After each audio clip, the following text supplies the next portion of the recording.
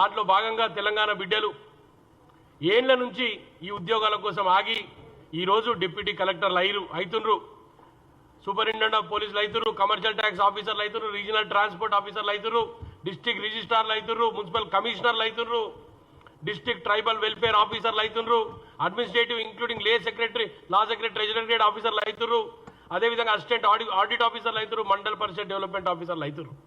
ఇదంతా కూడా రేవంత్ రెడ్డి గారు తీసుకున్న చొరవతో ఈరోజు రాష్ట్ర ప్రభుత్వం 563 మందిని ఉద్యోగ కల్పనలో భాగంగా ఈరోజు వాళ్ళకు ఉద్యోగాలు కల్పిస్తుంది.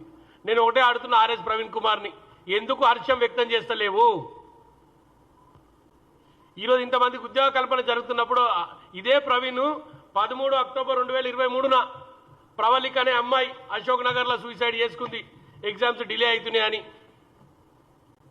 ఆ రోజు ప్రవీణ్ మాట్లాడిండు. ప్రవీణ్ గారు ఈరోజు ఎందుకు మాట్లాడాడు? ఇస్తున్నప్పుడు కనీసం ఒక థ్యాంకింగ్ నోట్ పెట్టడంలో తప్పేముంది? ప్రవీణ్ గారు ఒకసారి చెప్పండి. గత ప్రభుత్వం ఈ అమ్మాయికి న్యాయం చేస్తున్నారు. గ్రూప్ 2 వాయిదాతో విద్యార్థి ఆత్మహత్య అక్టోబర్ 13, 2023. అదే ఈరోజు ఒకసారి ఆలోచన చేయరి. రాష్ట్ర ప్రభుత్వం రేవంత్ రెడ్డి గారి నాయకత్వం వచ్చినాక పల్లె పల్లెన మా విద్యార్థులు బాగుపడాలి, మా విద్యార్థులు ఉద్యోగస్తులు కావాలనే ఉద్దేశంతో మార్చిలో జరిగిన అక్టోబర్లో జరిగిన ఎలక్షన్స్కి మార్చిలో రిజల్ట్స్ ఇవ్వడం జరిగింది. ఇది రాష్ట్ర ప్రభుత్వానికి ఉన్న చిత్తశుద్ధి, రేవంత్ రెడ్డి గారికి ఉన్న చిత్తశుద్ధి. ఈ తెలంగాణ బిడ్డలు ఉద్యోగస్తులుగా మారాలని తనకున్న చిత్తశుద్ధి ఈరోజు ఈ రూపకంగా నిరూపించబడింది. నేను ఒకటే అడుగుతున్నా కేటీఆర్ గారిని, ఆ రోజు ఈ అమ్మాయికి న్యాయం చేస్తాను, మరి ఏం న్యాయం చేసినావో చెప్పాలి. ఆ రోజు ఆత్మహత్య జరిగింది, వరంగల్కి ఎవ్వరికి చెప్పకుండా వాళ్ళ ఊరికి తీసుకుపోయిర్రు, అంత్యక్రియలు జరిపిర్రు. ఈ రోజు వరకు అమ్మాయికి న్యాయం జరగలే. ఖచ్చితంగా నేను రాష్ట్ర ప్రభుత్వం తరఫున కూడా నేను చెప్తున్నా, ఈ అమ్మాయి ఫ్యామిలీకి న్యాయం జరిగే విధంగా రాష్ట్ర ప్రభుత్వాన్ని ఒక జిహెచ్ఎంసీ ఫ్లోర్ లీడర్గా నేను కూడా విజ్ఞప్తి చేస్తున్నా. ఖచ్చితంగా ఈ అమ్మాయికి న్యాయం జరగాలి. వాయిదాలతో ఆ అమ్మాయి వాళ్ళ పేరెంట్స్ని వదిలేసి ఈ ప్రపంచాన్ని వదిలేసి అమ్మాయి చనువు చాలించింది. ఖచ్చితంగా ఈ అమ్మాయి ఫ్యామిలీ కూడా న్యాయం జరగాలి. నేను ఒకటే అడుగుతా కేటీఆర్, చాలా విచిత్రంగా మాట్లాడుతుంటావు, ఒక్కోసారి ఏదైనా వాస్తవాలకు వచ్చే వరకు మాత్రం మాట్లాడవు, చాలా విచిత్రంగా మాట్లాడుతుంటావు, ఇష్టం వచ్చినట్టు మాట్లాడుతుంటావు. ఈరోజు వాస్తవిక పరిస్థితులు కావా? ఈ ఉద్యోగాలు ఒకసారి ఆలోచన చేరి, ఈ ఉద్యోగం మీ నుంచి అయిందా?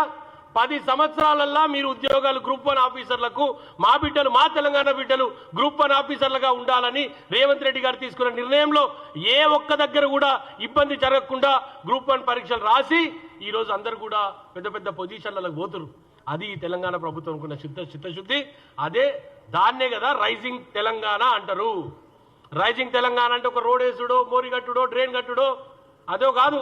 ప్రతి బిడ్డ ఈ తెలంగాణలో బాగుపడాలనే ఉద్దేశంతో ఇవన్నీ కార్యక్రమాల్లో భాగంగా రైజింగ్ తెలంగాణలో భాగంగా వీరందరూ కూడా ఈ 563 మంది పిల్లలు ఈరోజు ఉద్యోగస్తులుగా రాబోతున్నారు. మన ముందల ఒక ఎంఆర్ఓ సీట్లో కూర్చుంటారు, మన ముందల ఒక ఆర్టీఓ సీట్లో కూర్చుంటారు, మన ముందల ఒక ట్రాన్స్పోర్ట్ ఆఫీసర్గా మన బిడ్డలు ఈరోజు ప్రమోట్ అవుతారంటే గర్వించదగ్గ విషయం. సో ఎనీహౌ నేను అదే విషయంగా ప్రవీణ్ గారిని కోరుతున్నా, ప్రవీణ్ గారు అర్థం చేసుకొని ఏ గవర్నమెంట్ ఏం చేస్తుందో మీరు ఏదైతే విమర్శించే ముందు ఒకసారి ఆలోచించుకోండి. ఎస్, క్రిటిసిజం కరెక్ట్ ఉంటే 100% యాక్సెప్టెన్స్ ఉంటుంది మా దగ్గర నుంచి. క్రిటిసిజంలో ఇది తీసుకొని మేము చేయాలనుకుంటే ఖచ్చితంగా చేస్తాం. మాకు బేరిషాలు లేవు, మాకు కిరీటాలు పడిపోవు. మా రేవంత్ రెడ్డి గారు కూడా ఖచ్చితంగా ప్రతిసారి అదే చెప్తుంటారు. మనకి ఏమి ఆలోచన లేదు, ప్రతిపక్షాలు ఇచ్చే ప్రతి సూచన మేము తీసుకుంటాం. ఏది ఏమున్నా ఈరోజు ఈ బిడ్డలందరూ కూడా కాంగ్రెస్ ప్రభుత్వం తరఫున మరొకసారి నేను అభినందన తెలియజేస్తూ, రానున్న కాలంలో మిగతా వాళ్ళు కూడా ఈ తెలంగాణలో క్యాలెండర్ విషయంలో అతి జాగ్రత్తగా ఆలోచించి ప్రభుత్వం నిర్ణయం తీసుకుంటుంది. మీరు తొందరపడి వాయిదాలు ఇవ్వండి, అవి ఇవ్వండి, ఇవి ఇవ్వండి అని అన్నెసెసరీ దానిలో అలా ట్రాప్లోకి పోకండి. ఈరోజు 563 మంది పిల్లలు ఈరోజు ఈ రాష్ట్ర భవిష్యత్తు కోసమై రేపటి నుంచి వీళ్ళందరూ ఈ రాష్ట్ర భవిష్యత్తు కోసమై ముందడుగేసి ఈ రాష్ట్రాన్ని ముందుకు తీసుకునే విధంగా ఈ పిల్లలందరూ పనిచేయాలని వాళ్ళందరినీ కోరుతూ నాకు ఈ అవకాశం ఇచ్చిన కాంగ్రెస్ పార్టీకి మరొకసారి ధన్యవాదాలు తెలియజేస్తున్నాను. Thank you.